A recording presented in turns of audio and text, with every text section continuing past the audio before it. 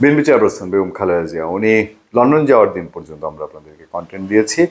London যাওয়ার পরে আমরা বিশেষ ওইরকম কন্টেন্ট নিয়ে আলোচনা করিনি। জানেন প্রতিদিনই এজেডএম জাহিদ হোসেন ওনার ব্যক্তিগত পরীক্ষিত চিকিৎসক এবং বলবো সৈনিক, তিনি রেগুলার ব্রিফিংয়ে জানাচ্ছেন তার বড় ছেলে এবং খালেদা জিয়ার বড় ছেলে বিএনপির ভারপ্রাপ্ত চেয়ারম্যান তারেক রহমান তিনি দেখতে যাচ্ছেন, সেই ভিডিও আসছে, তারেক রহমান দেশবাসীর সঙ্গে দোয়া যাচ্ছেন, সেগুলো আসছে। তো সেক্ষেত্রে সবাই আপডেট জানেন যে, এবং প্রফুল্ল বেগম খালেদা হসপিটালের ছবি, হাস্যোজ্জ্বল মুখ, সেই বয়স বা রোগে আক্রান্ত সেই চেহারা নেই, সেগুলো মানুষকে আশ্বস্ত করেছে। তার নেতাকর্মীরা সবাই একরকম প্রশান্তি পেয়েছেন যে হ্যাঁ, পরিবেশ পেয়ে পরিবার পেয়ে তিনি ভালো আছেন। সবশেষ খবর হচ্ছে যে বিএনপি চেয়ারপারসনের বেগম খালেদা জিয়ার স্বাস্থ্যের অবস্থা স্থিতিশীল বলতে অনেকটা ভালো। মেজর কোনো মানে ক্রিটিক্যাল যে পরিমাণ জীবন মৃত্যুর সন্নিক্ষণে চলে গেছেন বলে বিএনপির নেতারা জানিয়েছিলেন, সেই রকম জায়গায় এখন বলার মতন কোনো অবস্থা না। তিনি তার ছেলের বাসায় বা মোটামুটি কথাবার্তা, পরিবারের সঙ্গে সম্পর্ক, তখন এই যে স্থিতিশীল অবস্থা সম্পর্কে কালের কন্ট্রাক্টর রিপোর্ট আছে, তারা সবশেষ বলছে 1 ফেব্রুয়ারিতে বিএনপি চেয়ারপারসন বেগম খালেদা শারীরিক অবস্থা স্থিতিশীল, লন্ডনে বড় ছেলে তারেক রহমান সহ পরিবারের সদস্যদের কাছে থাকায় মানসিকভাবে তিনি ভালো আছেন। ছেলের বাসায় আসার পর বেশ কিছু পরীক্ষা করানো হয়েছে। তো ডক্টর জাহিদ হোসেন এই তথ্যগুলো দিচ্ছেন। লন্ডন থেকে খালেদা জিয়ার মেডিকেল টিমের 4 জন সদস্য ঢাকায় এসে পৌঁছেছেন। তারা হলেন ডাক্তার AFM সিদ্দিকী, মানে তারা অলরেডি চলে এসেছেন যারা সাথে গিয়েছিলেন। অন্য 2 জন চিকিৎসক সেখানে রয়ে গেছেন, তারা খালেদা জিয়ার সঙ্গে দেশে ফিরবেন। চিকিৎসকরা জানান, যুক্তরাজ্যের লন্ডন ক্লিনিকে চিকিৎসা নিয়ে সম্প্রতি ছেলে তারেক রহমানের বাসায় ফিরেছেন খালেদা জিয়া। আমি যাব, খালেদা জিয়ার ফেরা, তারেক রহমানের ফেরা, এই প্রসঙ্গে আমি যাব। লন্ডন ক্লিনিকে তার লিভার প্রতিস্থাপন না করা গেলেও তার শারীরিক অবস্থা স্থিতিশীল। এদিকে খালেদা জিয়া ফেব্রুয়ারিতে দেশে ফিরতে পারেন বলে আলোচনা আছে, তবে দিনক্ষণ এখনো চূড়ান্ত হয়নি।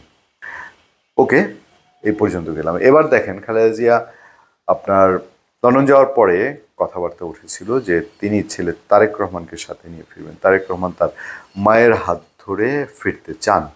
ওকে, ফেব্রুয়ারিতে বেগম খালেদা জিয়া দেশে ফেরা মানে -2 ফর্মুলার কবর হলো ধরে নিচ্ছি, এবং তিনিও উপস্থিত থাকা বাংলাদেশের জন্য একটা বট গাছ তার দলের জন্য আছে। এটা আমি এর আগেও, উনি লন্ডন যাওয়া ফাইনাল হওয়ার আগেও বলেছি। তবে তারেক রহমান, তাহলে কি তারেক রহমানের ফেরা অনিশ্চিত? দেখবেন সোশ্যাল মিডিয়া, পত্রপত্রিকায় এই আলোচনাটি আছে। আমাদেরকে বিএনপির বেশ কয়েকজন ফলোয়ার তারা ব্যাখ্যা দিয়েছেন, তারা হোয়াটসঅ্যাপে জানিয়েছেন, আমি তার যেহেতু অনুমতি নেই আমি সেটি নাম পরিচয় প্রকাশ করছি না। তবে বাংলার বিএনপি নেতাকর্মীদের আক্ষেপ যে তারেক রহমান কেন ফিরছেন না, দুঃখিত, এই প্রশ্নে বিভিন্ন টেলিভিশন টকশোতে বিএনপি নেতারা একটু চাপে পড়ছেন। টকশোতে তারা সঠিক জবাব দিতে পারছেন না, এরকম বিএনপির লোকজন বলছে। কেন? তারেক রহমান কি তাহলে তার সিকিউরিটির কারণে, যে বাংলাদেশে এখনো সিকিউরিটি নিশ্চিত না, সেই জন্য ফিরছেন না? বিএনপির স্থায়ী কমিটির সদস্য সালাউদ্দিন আহমেদ তিনি লন্ডন থেকে ফিরে এসে কি বলেছিলেন যে আমরা এখনো তারেক রহমানকে দেশে আনার মতো পরিস্থিতি তৈরি করতে পারিনি। মনে আছে কিনা আপনাদের? সেই পরিস্থিতি কি? ওই যে বিএনপির নেতার কথা বললাম, যিনি আমাদেরকে হোয়াটসঅ্যাপে নক করেছেন, তিনি বলছেন তুলনা করে যে বেনজির ভুট্টো পাকিস্তানে বা ভারতের রাজীব গান্ধী, তাদেরকে যেভাবে শেষ করা হয়েছে, প্রাণে মেরে দেওয়া হয়েছে, সেরকম তারেক রহমানের ক্ষেত্রে হবে না এর গ্যারেন্টি কি? ধরেন তারেক রহমান বাংলাদেশে আসলো, 10 লাখ 15 লাখ 20 লাখ মানুষ হলো, বিএনপির নেতা কর্মী আসলো, তার 200 গজের মধ্যে যেতে পারবে না এরকম নিরাপত্তা বলয় কি তৈরি করা সম্ভব? কারণ তিনি তো এখন রাষ্ট্রীয় কোনো বিশেষ দায়িত্বে আসছেন না।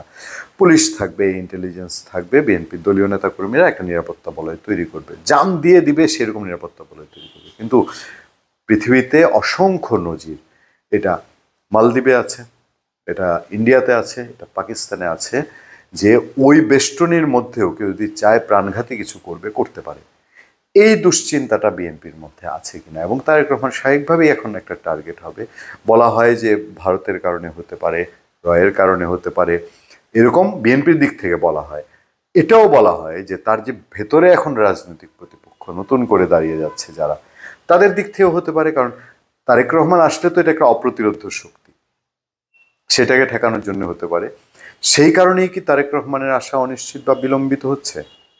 কবে আসবেন বা এই সিকিউরিটি মেজারমেন্ট ঠিক করেই তারপরে কি তিনি আসতে চান?